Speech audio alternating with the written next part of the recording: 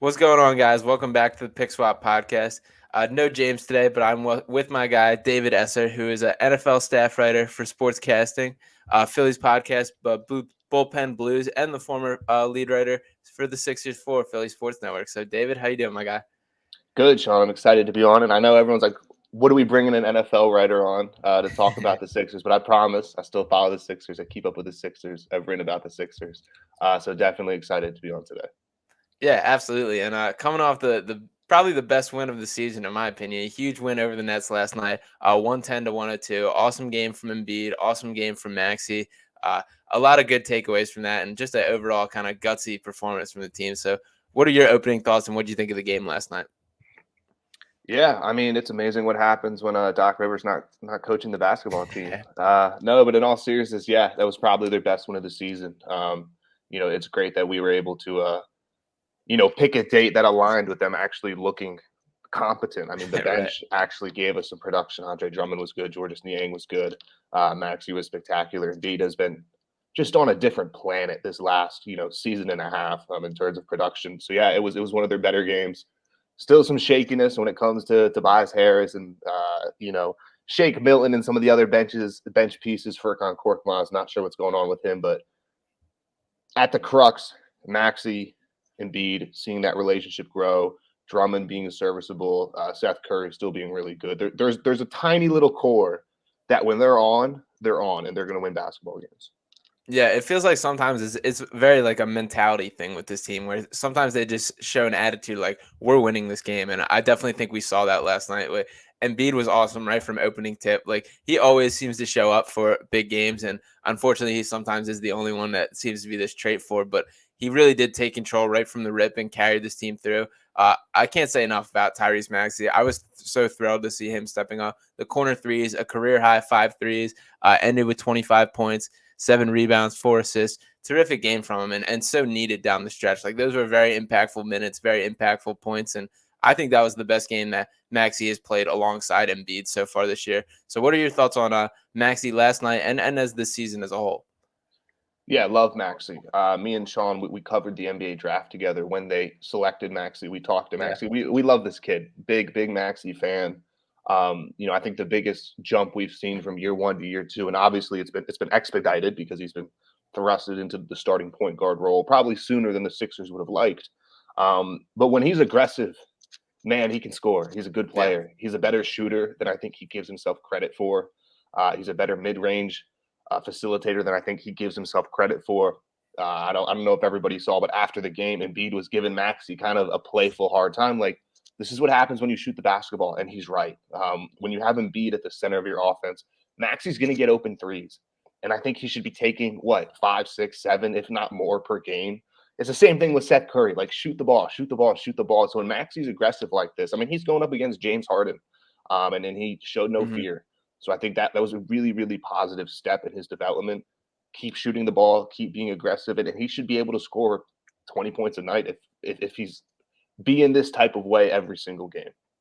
Yeah, definitely. And you and I were in the same camp for that draft coverage, and he was a guy who, prior to the draft, I just fell in love with his personality and just the energy that he brought. And you and I both were on the Zoom calls for like the pre-draft process and that, and then diving into his tape past that, I was like, I really like what this kid does, what he brings. He's something that he's a guy that I would love for the Sixers to be able to trade up and go get. And then by some miracle, as the draft fell, it still doesn't make any sense to me why they looked at 20 guys in that draft better than Tyrese Maxey, but he slipped to the Sixers at 21. And honestly, he's been a huge part for just kind of the saving grace of the direction of this team. If that wasn't the pick, the Sixers are in such a worse spot as a franchise right now, and he's saved that a ton. And I'm so impressed with the way he's never afraid of the moment, never scared to step up. And I mean, I love the chemistry from him and Joel that seems to be building. Coming off the game before, same thing in the press conference, joking around, calling him trash, and then right back at it. Like that's how you respond to criticism. I absolutely love like just these two, the way the chemistry seems to be growing, and you see it on the court. Like is progress being seen with how they're playing together, which is totally needed on this team and for raising the overall ceiling of this team and how high that it can get. Outside of Maxey, I mean, Tobias Harris, I feel like we've hit kind of a new low for Tobias Harris. I mean, last night he ended 37 minutes, 9 points, 6 rebounds, 6 assists, 4 of 14 from the field, 0 of 1 for 3, only got to the free throw line twice. Over the previous 3 games, he's 0 for 2 for 3. And the scary part of that from me is just only shooting 2 3-pointers. If you want to be surrounding Joel Embiid and being like the stretch forward that this offense needs, you absolutely have to get more 3-pointers up. And he's a guy that just seems to live and die by tough 2-pointers, tough fadeaway post up 2-pointers is his favorite shot in the world. So I'm definitely growing frustrated with Tobias. Do you think this is something that kind of just a rough stretch from and he'll bounce back, or are there bigger issues here? I do think there's bigger issues, and this sucks because last year was the year where everyone kind of rallied around Tobias Harris and said he was an all-star and that he got snubbed, and I was in that camp because I thought he was really, really good last year. And it's just a different player this year. You're right. It's so many contested twos, missed layups. He's not a very good rebounder for being 6'7", 6'8", and he's not a good defender. I mean, they had Matisse Thybulle on Kevin Durant last night. Like, that's unacceptable when you have a guy in Tobias Harris that you're paying $30+ million to be a power forward, and you can't put him on the other team's starting power forward. You have to hide him defensively. I don't want to jump the gun too much, but I think you're seeing how much Tobias relied on Ben Simmons when it came to taking off pressure on the defensive side, taking off pressure on the rebounding, and most importantly, getting Tobias Harris open looks. No one's working to get Tobias open looks. And I'm not saying that's something the Sixers need to do, because he shouldn't be at the forefront of we need to help this guy score, because he should be able to score. But I think we're seeing that Tobias Harris is a player who does need help to score. He needs to be set up in good situations. He needs to be getting open mid-ranges, open threes. And right now it's not happening. And he's not the type of player who's going to create his own looks. He's just not going to do it. I think most people have come to the conclusion they got to trade him. I agree. I would trade him before the deadline if possible, if you can find somebody. I don't particularly care who comes back, because I agree. I think that the fit is just too sloppy. It's too messy. It's not going to work with Embiid. You got to get someone who spaces the floor better. Yeah, I agree with pretty much everything you said there. I mean, to start with, like, you can't be too mad at Tobias because in a lot of ways, like, Tobias Harris is who Tobias Harris is, and his role has grown so much to a point where it's just like this isn't all that he's supposed to be handling. Like, he's gone from when he first signed here as being really the fourth option and a part of the big four in that, to then Jimmy Butler out. He's now the big three with Simmons and Embiid, and then Ben Simmons out now. So now him and Embiid are like the two guys supposed to be running the show. And that's just not who Tobias Harris is. Like, he's not a guy who can be a number 2 option on a contending team. And it doesn't excuse Tobias like performances. I've been very frustrated with especially the lack of decisiveness in his play. Like, it feels like there's so much just like pump fake, herky jerky. He's not really sure where he's trying to go with the ball. And I do agree that the fit is just too broken at this point. Like, when you're thinking about building a team and a contender around Joel Embiid, which they absolutely should be trying to do, and that should be every priority, you have to find guys that just complement his game. And Tobias Harris, he's a guy who operates largely in the same space as Joel, from the post, in the mid-range. It's just clogging things up. It's making things messy, and I agree. I think it has to end in a trade. Beyond that, Seth Curry, we'll talk a little bit about him too. Before we get into, I know you are a little critical of Morey. This is the deal that, like, I guess is the saving grace for Morey right now. Like, Josh Richardson and a pick to flip for Seth Curry has been an absolute steal, and I've been thrilled with what I've seen with him. So what are your thoughts on Seth? Yeah, well, the Josh Richardson trade was a double win because now he's tearing down the Celtics. So Yeah, he's been great for us. Great trade. I mean, the Curry Maxey deals A plus for both deals. Curry is the exact type of player that the Sixers need to continue to target moving forward. He likes to shoot. He's very good at it. He's a little bit undersized, so he's not clogging up the lane. He doesn't like playing down close, but he can dribble the basketball a little bit too. I mean, there's a lot of sets where they're running him as the de facto point guard these days, and I'm all for it. He's great. He's only gotten better since joining Embiid, and I think that's kind of the model. Or maybe you look at some other maybe B tier guards around the league and say, hey, look, if Curry could go from a C tier to a B tier, maybe we can take a B tier and take him to an A tier just due to Embiid. So I think Curry is a perfect model. Really, really impressed. Love him. I don't think there's any situation where he's not on the Sixers moving forward, just because he's such a seamless fit next to Embiid. Yeah, absolutely. And my only real frustration with Seth is I would love him to shoot the ball more. Yeah, Like, there are he doesn't times. shoot enough. Like, shoot more, Yeah. dude. 100%. For a guy that's like a statistical all-time great shooter, there are times where he's just too passive on getting his own offense, but he has been a seamless fit next to Embiid. The two-man game with them is such a key part of the Sixers offense, and he's been tremendous. Two other guys I want to talk about. First off, Matisse Thybulle. So, I mean, Matisse, he's so fun to watch. So, like, it has become key when we think about, especially with Ben Simmons not with the team and being able to lock up and the minutes he played. I mean, Embiid and KD and Harden each ended with 33 last night, but Matisse was pretty damn good on both of them, and I was very impressed with what he does. Do you see him being able to serve like serious minutes? Like he played 39 minutes last night. And do you think that's something sustainable? And is like, his offense like developing enough that you're okay with that? No, I don't think it's sustainable. I mean, great defender, super active, but I think we're at the point where this is year 3 of Matisse Mhm. Thybulle. He just can't shoot. 25. Yeah, I'm sorry. he's 25. Yeah. Yeah, he's 25. I mean, we're at the point where look, he's not a shooter, and that's okay. He's so good defensively. He's so athletic. Like you can live with that.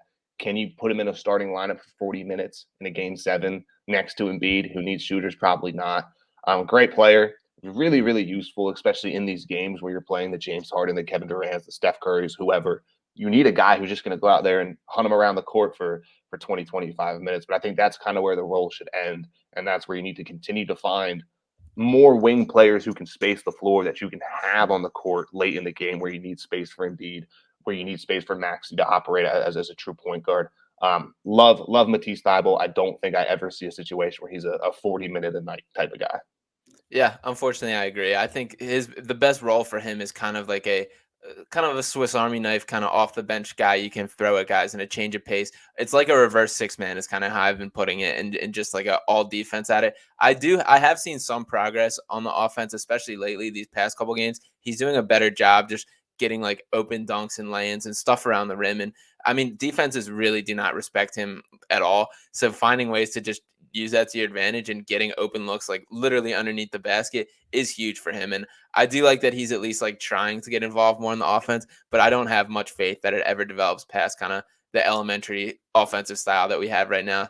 So I would love for Matisse to be able to be that guy that can step up. I think when the Danny Green trade and addition was officially happened, the hopes were that Green would groom Matisse to be able to be the next starter, and I don't quite see it happening. I don't see the offense coming along as much as I think that I hoped, and I'm sure the Sixers hoped as well.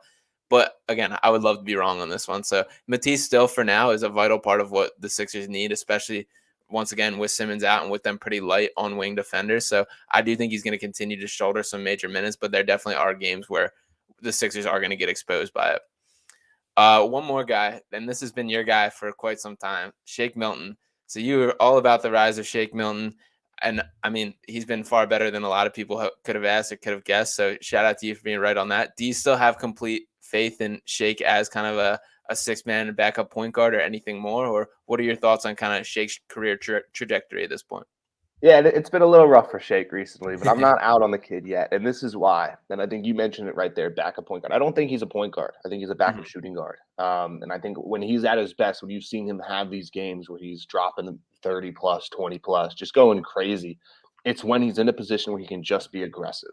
And I think when he's at his worst is when Doc Rivers has put him in positions where it's say, hey, be the point guard, facilitate, pass, create, dribble. That's not when he's at his best. He's essentially an undersized wing, in my opinion, Yeah. where you put him out on the wing, you let him get the ball, and he's making one decision. It's shoot, it's rip, and go to the basket. Two decisions. I think that's when he's best, when you dumb the game down and say, hey, look, you're a very good shooter. You're very athletic. You can finish around the rim, do those things. And I think the issue that the Sixers have run into, and then it's been an issue for 4 or 5 years. They don't have a backup point guard. They just don't. Their backup point guard minutes this year have been taken up by Tobias Harris, Shake Milton, and Seth Curry, which is that's not ideal. And I know they tried to fix it with the George Hill signing last year, and it was a disaster. George Hill trade, excuse me. So I think if you want to weaponize Shake Milton at all this year, if you want him to be a part of your bench, because the bench still isn't very good, it's not been good for a very long time, you got to go get a true backup point guard who can facilitate, who can work to get Shake Milton open shots, who can work to get Niang open shots, who can maybe work to get Matisse Thybulle some free layups cutting the basket in transition. Again, they relied a lot on Ben Simmons in past years to be kind of the starting point guard and the backup point guard because he would play 40 plus minutes a night. So I think that's where I'm at with Shake, where if you want him to be effective, it needs to be as a backup too. Are they going to get to that position? Is that a priority right now? You have so many other issues to deal with. Probably not at that point. You start looking to move Shake Milton because there's some value there. He's on such a team-friendly contract. I know you don't want to Yeah. give away a team-friendly contract, but there's some value there. That's where I'm at with Shake. I think he can be useful. He can be productive. I don't know if it's going to be with the Sixers unless they aggressively go target a true veteran backup point guard. Yeah, I mean, this roster, like it hasn't had a true point guard on it pretty much in the entirety of this core of Joel's career. And I mean, even when we think back to Ben Simmons, like Ben wasn't quite a true point guard either. Neither is Maxey. Shake isn't either. Like it's a lot of kind of like weird mixes that they don't have a guy to just run the show and set other guys up. And I do think that's harmful. And also, as far as usage wise, and this comes on a lot with the Doc Rivers offense, so much of it just turns into like ISO with a guy and go figure it out. And I don't really think that's how you bring out the best in Shake either. I don't think that's how you bring the best in Tobias. Embiid obviously is good enough at it, but there's too much of just stand around Embiid and watch too. And a lot of that does come with the offense to me. And I wish there was just more fluid sets and things to get. Just about everybody could benefit from people getting involved with that. So do you think Doc has been how much of a hand do you think Doc has in the team kind of being capped out on where they're at right now, or do you think most of it is just the roster? I mean, Sean, how many easy buckets do the Sixers get a night? Like easy. Very few, very Like few. 2, 3, like Yeah, none. No, I think Doc plays a huge role because I completely agree. I feel like 95% of the offense is just ISO ball. yeah, And when you have an Embiid, that's great. But when they start double, triple teaming Embiid, and even Seth Curry, he can make it work sometimes. But then you have Tobias Harris running ISO like in the high post. It's so hard to watch. You have Shake Milton, ISO ball. Danny Green, ISOs a lot when he's on the court. It's horrible to watch. So I definitely think Doc plays a role. And I think part of this has to do with you look at Doc's kind of history in the NBA. Look at the players he's worked with. For the first half of his career, he had Paul Pierce, Kevin Garnett, Rondo, Ray Allen. It's pretty easy to ISO ball with that group of players because Paul Pierce and Garnett, they could score whenever the hell they wanted to. You fast forward to the Clippers, you have Chris Paul, Jamal Crawford, prime JJ Redick, Blake Griffin. It's not hard to score. And I think the Sixers roster, and this is where the roster comes into play, they're not built like that. They don't have a Chris Paul on the roster who can just get somebody open whenever he wants. They don't have a Blake Griffin where you can just chuck up an alley oop whenever you want and you're going to score. They don't have a Jamal Crawford coming off the bench. They're built differently. But I still think that's up to Doc to figure out, okay, the roster construction is a little unique. Anytime you're built around a 7'2" center, it's going to be a little unique. That's okay. But let's get some easy buckets for guys. Let's get some points where Tobias Harris doesn't have to bounce off 4 dudes as he's going up for a layup. Like, let's get these guys some easy looks, and maybe you can start getting more production out of a Shake Milton, out of a Thibault, out of a Danny Green when he comes back. It's definitely not there. It's hard to watch. And again, I think this goes back to the Ben Simmons deal where they were very reliant on Ben Simmons generating 10 to 12 layups a game with his ability to pass, and that's not there anymore. So now you see these situations where Embiid literally has to drop 36 on efficient shooting with a couple threes for them to be in the game, not even win, just be in the game. yeah, So I've been very disappointed with Doc Rivers these past 2 years because I feel like so much of the offense is stagnant, is iso ball, is worse than what I thought Brett Brown's offense was, and he was criticized for not generating open looks. So yeah, definitely agree that Doc's playing a big role in this team, just not ever getting an easy bucket. yeah. I think the Tobias stuff is especially frustrating me because he has had the rep of like the Tobias whisper, and Toby always plays his best basketball under Doc, and we did see it last year. Like Tobias was significantly better last year than he was under Brett Brown and in his previous time with the Sixers and of his entire career, to be frank. So I mean, it's very disappointing to see him regress, but to me, that cannot go like unexcused on Doc's part because if he is the guy that like I definitely think it's a signing that and a player that Doc sticks up for very regularly and is definitely like a Doc Rivers guy. So if that is like your guy, find ways to make him more effective and find ways to use him better in the offense that doesn't end up with him shooting 4 or 14 from the field and scoring 9 points in a game that they needed those points. Like if Seth Curry and Maxey did not come alive in the second half, this blame falls on Tobias in a large part because that is his role to be the second scorer. And it's awesome that those guys did step up. Maxey especially got hot, but like there just has to be some more consistency on a nightly basis. Even the night before, his first career triple double, that was one of the worst games that I've seen Tobias play. Like a terribly inefficient game. He couldn't hit really anything. And I mean, he worked his way into a triple double, so good for him. But it's very frustrating to me. If I have to answer this question, so this is a little bit difficult, but I want you to rank who deserves the most blame for kind of so I think we agree that the Sixers are kind of a mid-tier playoff team, a mid to lower tier playoff team right now, and until a trade is done, like they're far from title contenders. You agree with that? Absolutely. Yeah. So if you have to rank Doc Rivers, Daryl Morey, and Ben Simmons, who do you think is the biggest contributor for where they're at, and who do you think is kind of the least to blame? Yeah, and this is where it gets fun. I have Doc. I have Doc number one Okay. because I think the offense has genuinely taken a step back from where it was with Brett Brown, which was obviously not the goal. I have Daryl Morey 2, then I have Ben Simmons 3. Wow. Do you want me to get into why I've been such a hard Ben Simmons defender these last couple months? Yeah, let it fly. Okay, and it goes back a couple years, okay, and then this is Mhm. where I sympathize with Ben Simmons, and I want a disclaimer: I do think him sitting out is super lame. If I was Ben Simmons, I would not be sitting out. I think it's really lame to leave your friends and your teammates out to dry like this. With that said, I think that this frustration does go back a couple of years. Okay, fast forward or rewind all the way back to when Ben Simmons get drafted. He got drafted into a very unique situation. The Sixers For were sure. an odd Mhm. franchise, but he was being drafted with the expectation of we're gonna win right now. I know there was a statement from Clutch Sports a couple months ago where they felt Ben Simmons never had a true time to develop, and a lot of people jumped on that. They're like, "Oh, would you rather lose?" And I don't think that's what they meant. But Ben never had a time to really practice his jump shot, right? He never had that time to grow. He's in a situation where they're winning basketball games and they're trying to win playoff games. And in that role, the best thing Ben could do for his team was be a really good facilitator and be a really good defender and be a really good rebounder. And I think we all agree he did that pretty well. Mhm. You start moving forward, obviously, they get really, really close a couple years back with the Jimmy Butler, JJ Redick, Tobias Harris team. It doesn't work out. That's okay. No one really hated that team. And I think where the first domino really fell was when they fired Brett Brown, Mhm. because we all know Ben Simmons and Brett Brown were extremely close. They kind of grew up together, family friends. I think Ben might have felt a little responsible because he wasn't on the court during Brett Brown's final playoff run. He was injured. The Sixers get swept. A lot of people kind of turn back around on Ben. They realize how important it was. Okay, no big deal. You hire Doc Rivers. Ben's okay with it. You hire Daryl Morey. Everyone's super excited.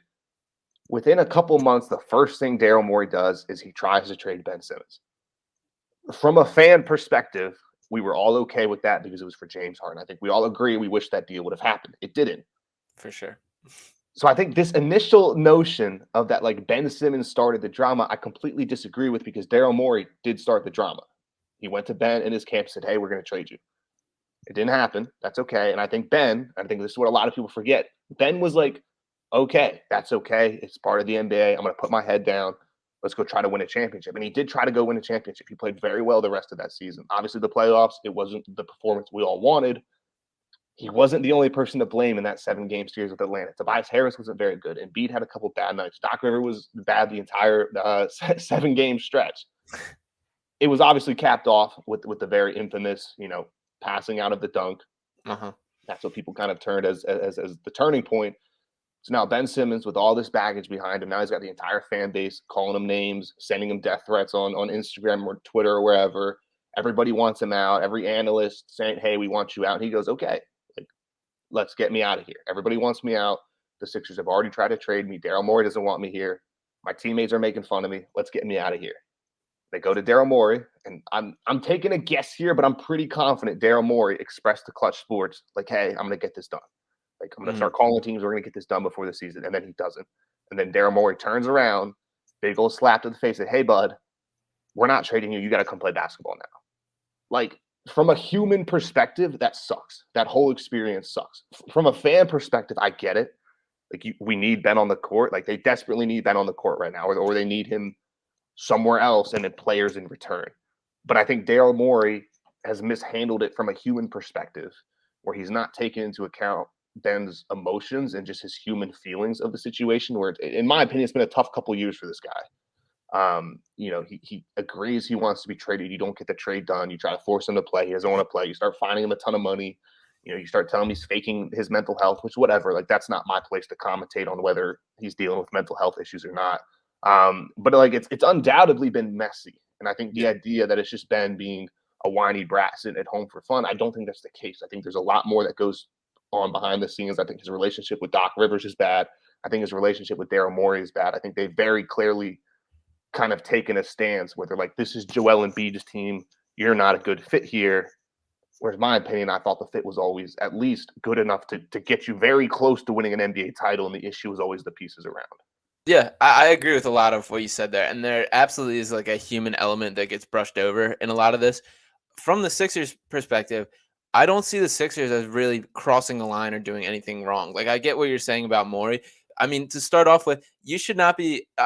We'll cut back real quick. Like the Brett Brown getting fired, and that's how the NBA goes. Like it was time. I agree. I miss Brett a little bit, which I'm surprised to be saying. But that's kind of how the NBA goes. Like it was time for a change in head coaching. Whether Simmons had played that last series or not, I think the firing still occurs. I think we're still on a new coach right now. When we go to the Doc Rivers thing, I agree that it definitely get the sense that Doc Rivers and Simmons relationship has never really been that great. I think when Doc first came in there, he came in with kind of the strong armed, like gonna show accountability, gonna be like the show him who's boss kind of move, and that just didn't go well with Ben because that's not what Ben reacts to well. But from Ben's perspective, you have to absolutely give Doc props for it. Doc has defended Ben Simmons more than anyone in the universe, especially over the last year. Every single media question that was asked to him about like, does this guy need to shoot more, get involved more? The answer was always like, you guys always talk about what he does bad. Like, look at the rebounding, look at the assists, look at this. Like, Doc would go out of his way to defend Ben and did like the one comment about him. I don't know if he's a championship point guard as emotions were high right after the game 7 loss. Was that wrong of him to say? Absolutely. But the fact that he has gone to bat for you this entire year, and even especially if you guys don't really get along well behind the scenes, it should like count for way more in my mind. And then the Harden trade, like I don't think you should be offended by being in trade conversations for a guy who's an MVP, 9-time All Star, 3-time scoring champ. Like this guy, James Harden, is one of the best players in the NBA. Has been for several years now. Like this, it's not like we're talking about shipping Simmons off for like trash. Like that should be a guy. It's like if I'm in his company, like that's a pretty good place. And I get it's not a good feeling to be in the trade conversations, but like it shouldn't be like as insulted as I feel like he is. And as far as the him and Embiid thing, I agree to an extent that it was a good enough fit that they could have worked. The trio of Embiid, Tobias, and Ben Simmons is absolutely not to build to be a championship contender. These are all guys that operate best like within the realm of the basket, within the mid range, within the post attacking, and you just can't have three guys all doing that, regardless of how great of shooters the other two are. And the Sixers have not had that great of shooters surrounding those three for most of the time here. So I don't think that the trio was built to last. And I've seen so many sacrifices in Joel to make things easier for Ben. I mean, just look at like the 3-point shooting. Like that was something that was crazy when he first got here and has become a key part of his game. And that did open up space that allowed for Ben to drive. The Horford signing was brought in for the intentions of this is the stretch big that Simmons needs. And obviously that didn't work out either. But like there were moves made by the Sixers to try to accommodate Ben and try to make it work. And I definitely think like the as far as the actual trade for this part, the part that's the most frustrating to me is like Ben is making it harder on himself to get traded by sitting out, by doing all this. Like everybody was on the same page with you want to be traded. The Sixers want to trade you. Let's come in, you play a couple games of basketball so people can get the sour taste of you playing the worst stretch of basketball of your career, which was in that Hawk series, outside of just the past. Like there was a ton of bad play and it can't get brushed over. Like Ben did play some really bad basketball in that playoffs. Like the free throw shooting absolutely changed the game. And for a guy that wants to be like the point guard or one of the lead players on his championship team, that's just flat out inexcusable that a team can turn to the hack a Shaq. Like the Sixers had to take him off the court, and Doc didn't for most of it. He left him out there to struggle and to kind of kill the Sixers' chances. And obviously, I think that is a huge part in kind of the confidence and the mental issues, and just leaving him out there to struggle was brutal. But I guess like it all I think could have gone so much smoother if things were handled differently on Simmons' end. If he comes in, just does his job, plays a little bit of basketball, I think it's pretty likely he's in another uniform right now. But instead, we're sitting in kind of the situation where Morey continues to wait out, continues to looking for something. And another thing that I think I want to hear your thoughts on are I don't think Morey's doing anything wrong by playing the waiting game right now. My mind will change on that if we pass the deadline and still no moves are done. But like right now, it's the same team. It's the same principle, whether we make this trade now or a month from now or right before the deadline. It's whatever the team is then. we build for the second half of the season, we can contend for playoffs. If the right deal is done, this team can catapult right back into legitimate contenders. And if that right deal hasn't occurred yet, I'm absolutely on board for waiting. So do you think Morey needs to show more urgency and get this done now? Or are you okay with the waiting game as well? Yeah, I want to circle back to Ben real quick, then I'll touch on Mhm. Morey. And because you make plenty of really good points with Ben. And I am very much in agreement that if he was on the court right now, it would be helping his value. I think Yeah. where I start to push back is, you kind of made the comment that this is the NBA. Like players get shopped, coaches get fired. I agree. But Mhm. this is the NBA. Players demand trades and they True. typically get traded. Like that's very, very common. You've had players force their way out of messy situations left and right the past couple of years. Player movement is at an all-time high. So I do think the Sixers are somewhat in a minority here when it comes to how they've handled the formal trade request. Where Ben and Clutch Sports made it very clear, look, you don't want us here. We don't want to be here. Let's figure something out. And I just feel like there was very little traction this offseason where Daryl Morey was kind of just throwing out. And I understand the idea of start your offer high, work your way down, get to a middle ground. But I just feel like he hasn't been very motivated to get something done.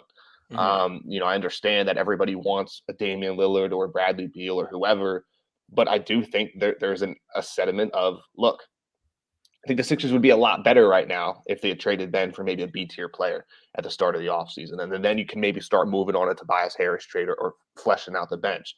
So I do think it goes both ways. Speaking on Daryl Morey, I don't think he's doing anything terribly wrong by Mhm. playing the waiting game. Like, I don't think it's some cardinal sin, but I don't think he's doing anything right. Like, I don't think we should be praising Daryl Morey for, sticking it to clutch sports. And that's not his job. His job is not to win against Rich Paul and Ben Simmons. His job is to make the Sixers better. The Sixers have gotten worse. That does Mhm. fall on Daryl Morey. I think the bench is still a huge issue. That needs to be addressed, regardless of what happens with Ben. That needs to be addressed. I think Tobias Harris is a big issue. You can trade Tobias now. Like no one's stopping you to shop him, and we've heard nothing on that regards. It kind of just seems like Daryl Morey is holding out hope, which is frustrating for a guy who's supposed to be very analytically savvy, who kind of wrote the book on statistics in the NBA and winning percentages and odds and probability and all this stuff that goes way over my head. He kind of wrote the book on this idea of maximizing value, and I feel like he's just hoping. And I feel like he's just waiting and praying that Damian Lillard requests a trade, or that Bradley Beal requests a trade, or for some reason, the Nets get fed up with Kyrie Irving and put him on the trading block. And I just feel like that's not a way to win in the NBA. You can't rely on hope. And I just feel like his whole offseason was built around the idea of, oh yeah, we're going to trade Ben for like Damian Lillard. It'll all be okay. Because I mean, they just didn't really do much. I mean, they brought back Danny Yeah. Green. That signing hasn't totally worked out. I think once he gets healthy, he's still a very good player. Yeah. Like Georges Niang, I think he's a decent fit, but he's nothing crazy. He's not a six man.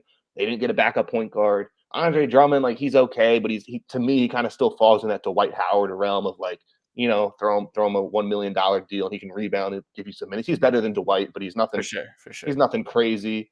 They spent a first round pick on a guy who's in the G League. Like, I don't know anything about Jaden Springer. Like, I hope he's good, but he's in the G League. You don't want to be spending first round picks when you're trying to win on guys who are going to play in the G League. So I think when it comes to Daryl Morey, the reason I give him more blame than Ben is because I feel like it is his job to get the Simmons trade done. It is not Ben Simmons' job to get the trade done. I think we all agree we wish there was more communication. I hate to bring football into this, but this is what I write about. Like the Carson Wentz Philadelphia Eagles trade. It was much easier because Carson Wentz and his team were very active and saying like, hey, like we want to go here. We're cool with going there. Like, let's get this done. And they got it done. Was it a little messy? Sure. But ultimately they got it done and both sides were very happy. The Sixers, I agree, is one-sided. But ultimately speaking, like Ben, it is not his job to go to boost his value. It's just not. It is Daryl Morey's job to figure this thing out. If Ben wants to sit out the entire year and rack up like $30 million to find, he can do it, and the Sixers can keep finding him.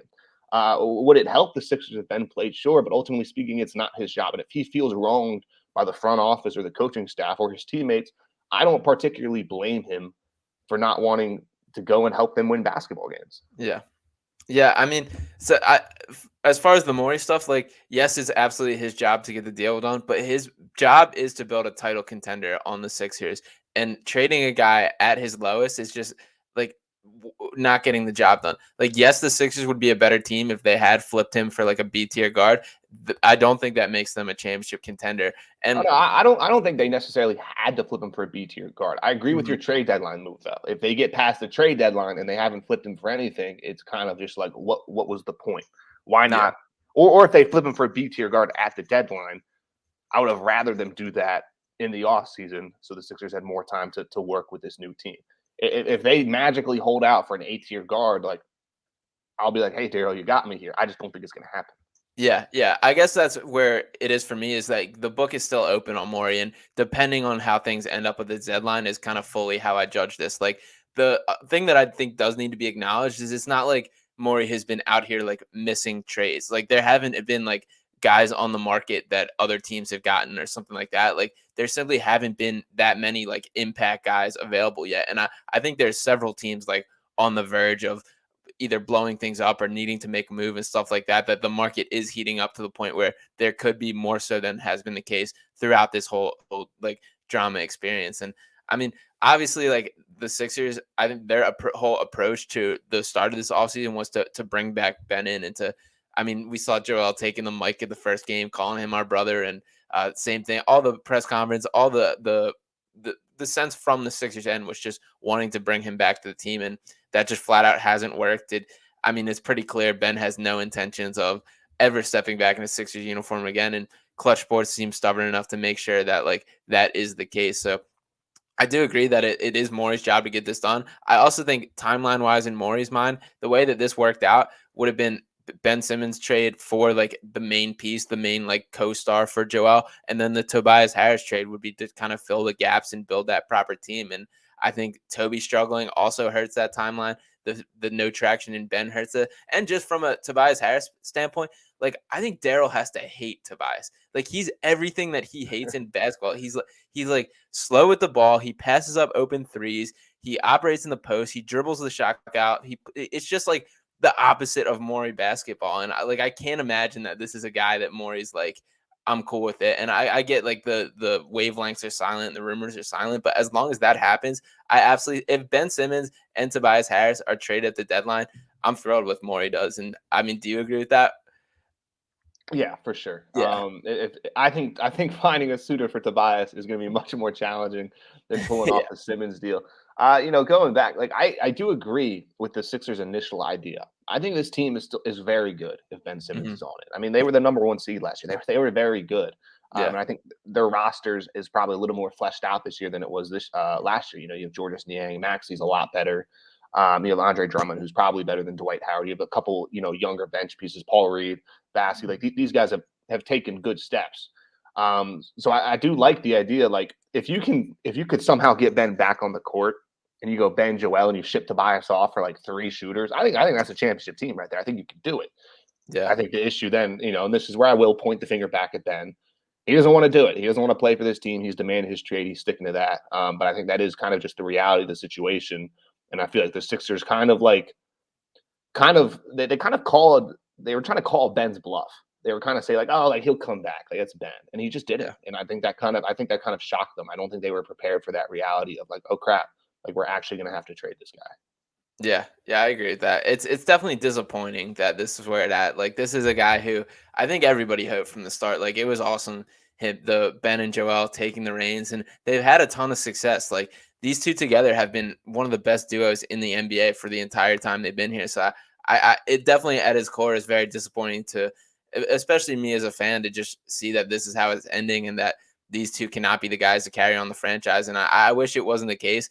I've always like the thing that I also think does get a bad rap is I don't think nobody yet rooted for Ben's failure in Philly. Like, he for sure was criticized, and there was things that the jump shots, like the blatant one that everybody hoping on, but like everyone wanted Ben and Joel to be successful here. There was nobody rooting against that, and it is disappointing that it doesn't happen. But I mean, I guess that's kind of where we're at, and it's.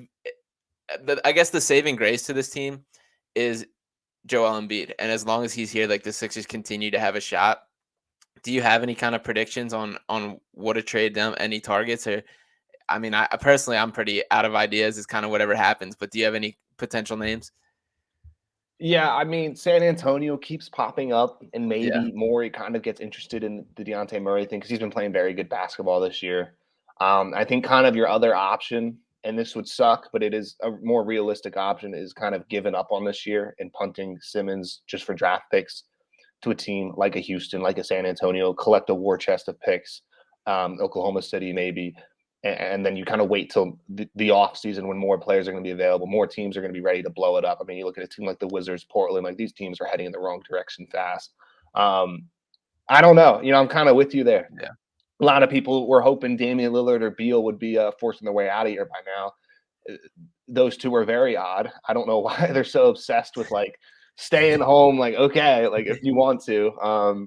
So I don't know. I think it is more kind of you just have to continue to wait at this point. Like this is the strategy they've employed. They're just going to keep waiting and fingers crossed something becomes available by the deadline. If it doesn't, I think I'm at the point where then it's almost better just to punt it to the off season because you've kind of already burned half the season waiting.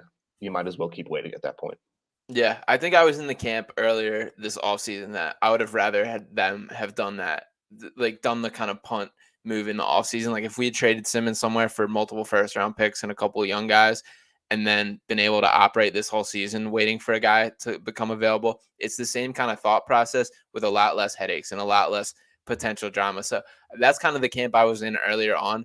At this point, the thing that kind of has changed my mind is just absolutely Joel Embiid. Like he just is at the level that like we cannot waste Joel Embiid. He's become the, I do believe, like a grade A 1 tier star that you can build a team around, that you absolutely have to do everything possible to build a team around him that can contend.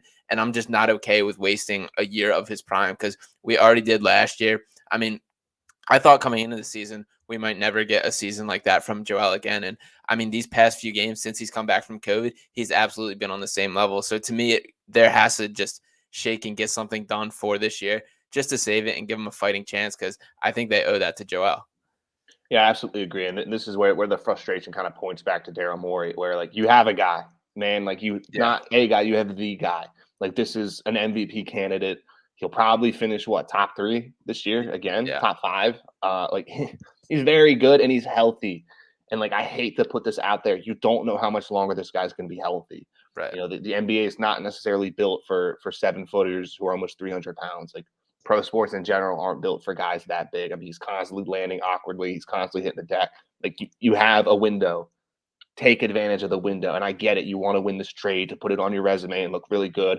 And I get it. You winning the trade will increase the Sixers' long-term odds. But you got to do something else. You got to give Embiid a shot this year because the current roster is not good enough. If that means not touching Simmons and moving somebody else or shuffling around somebody else, but you got to do something. There's got to be more movement. I felt even last year I thought the George Hill trade was okay. I was never on board with trading away Maxey for Kyle Lowry. I didn't like that idea. Yeah. But I was like, just George Hill? Like, you're not bringing in a wing? You're not bringing in a better backup center? Like, do something. I need more activity at the deadline because I completely agree. You can't waste another year of potentially, MVP Joel Embiid.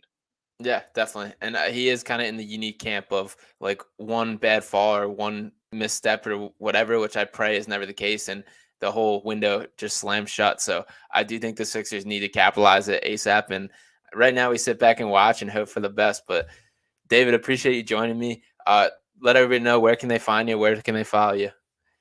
Yeah, I'm mainly on Twitter at David Esser _. Not doing a lot of NBA coverage these days, but I am doing daily NFL coverage for sportscasting.com. So if you're interested in the NFL, head on over that way. Awesome. Appreciate you coming on. Always great talking basketball. And I'll talk to you guys soon.